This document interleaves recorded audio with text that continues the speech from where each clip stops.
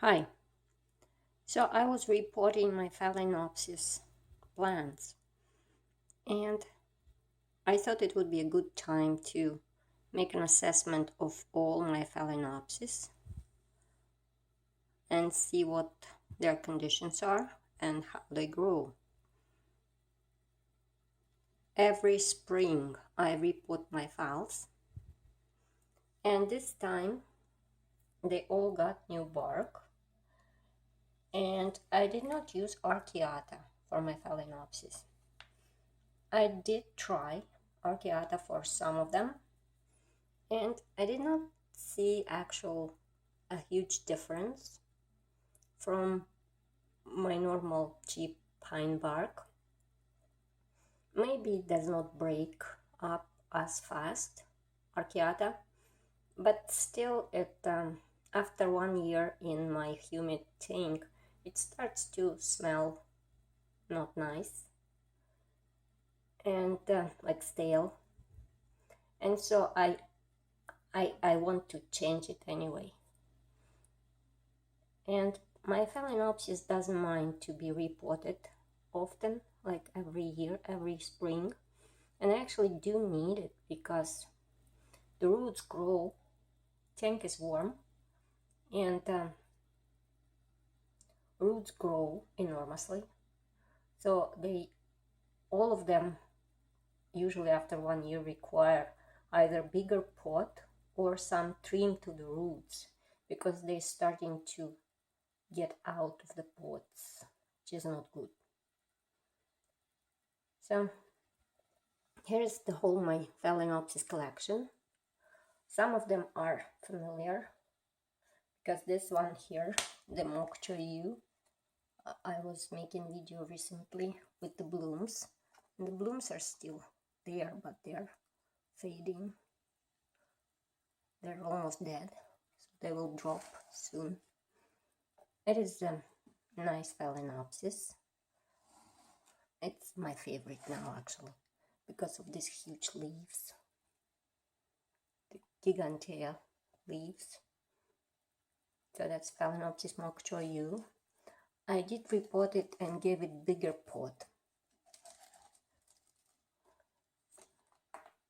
And to be honest, this size of the pot is probably the biggest I usually give to my Phalaenopsis who live in tank. Otherwise, they will take too much space.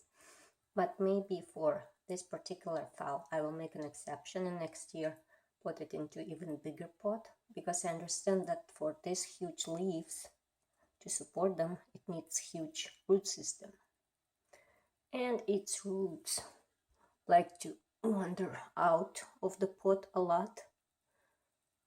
Some of them I did stick inside of this pot, but these big ones I decided to leave out.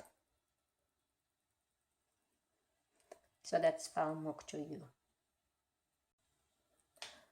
Next one is a hybrid.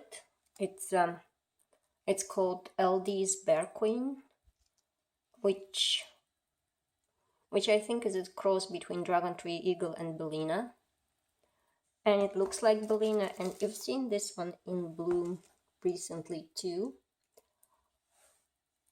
So it dropped the bloom. The bloom was actually up until today. I'm just looking for it because oh yeah, here it is. See the bloom?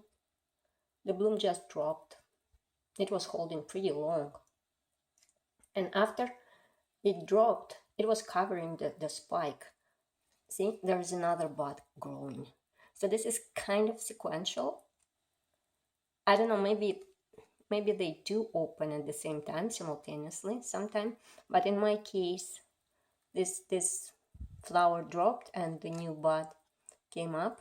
So I'm growing this one from flask that I bought from Kingfisher orchids.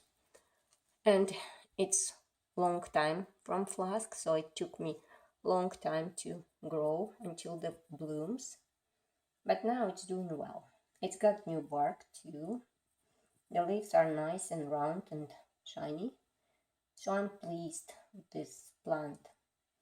The flower looked nice. If you go back through my videos, you will see it in bloom. Has very nice shape and pretty huge and smells awesome. So that's Aldi's Bear Queen. And in front here is Bellina, one of the parents of that cross. This plant I have for many years. And well, I keep moving it in a thing. So this leaf is long because it was in a darker spot. So the leaf, I found like when there's a lot of light, leaves are nice and round. But if you put it into a darker place, then the leaves will start to get this longer shape for some reason. So when I figured that out, I started to put it into a lighter spot, brighter spot. Now it's nice and round. So I don't really like this leaf, but well, it's healthy. What can you do? And yeah, it blooms regularly for me, but this sometimes it leaves the spike. It lets the spike stay until next blooming, but this time the spike is gone. It dried it off. I don't know why, but it's doing good, this plant. It's Phalaenopsis bellina. Now this one is familiar plant too. This is javanica, who has 2 spikes and continues to bloom. And it grew a lot of roots recently. So she got bigger pot. Yeah, I forgot to mention that I did not give this plant bigger pot. Usually when this is the biggest pot for Phalaenopsis I want to keep. So if there are too much roots, I just cut the bottom part. Yeah, and javanica got bigger pot because she still has room to grow. And yeah, it's pretty nice plant. Okay, I don't want to spill the bark, but if you want to see her blooms, again, there's a video dedicated specifically to this Phalaenopsis with the blooms and everything. But she's repotted, she's doing great. Next one is Phalaenopsis gigantea or gigantea. Not sure how to pronounce it. It's one of the parents of this cross, Mok Choi Yew. But it is the seedling, I think. And it's, I don't know, it's doing this. This leaf was perfectly fine, but then it started to blacken. And it was not wet black rot, but it's kind of like dry black rot. And then it stopped. So the next 2 leaves are pretty healthy, although they were smaller because the roots were not as good. I also noticed that when there's not much roots, the leaves come out smaller than usual. So now it's starting to grow some roots, and hopefully the next leaf will come out bigger. I think she just finished growing this leaf, and so I'm waiting for appearance of new leaf from there.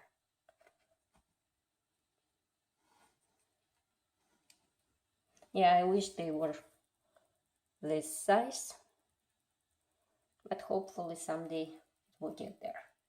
So that's Phalaenopsis gigantea. Now this is Phalaenopsis that I have for many years too, like probably 5-6 years. And in all those years, it never bloomed for me. This is cornu-cervi burma. In a name, there was word Burma at the end. So it does grow leaves. Sometimes it loses leaves. It grows roots. It rots some roots. Then it grows new roots. But never ever it gave me a spike. I'm not sure why.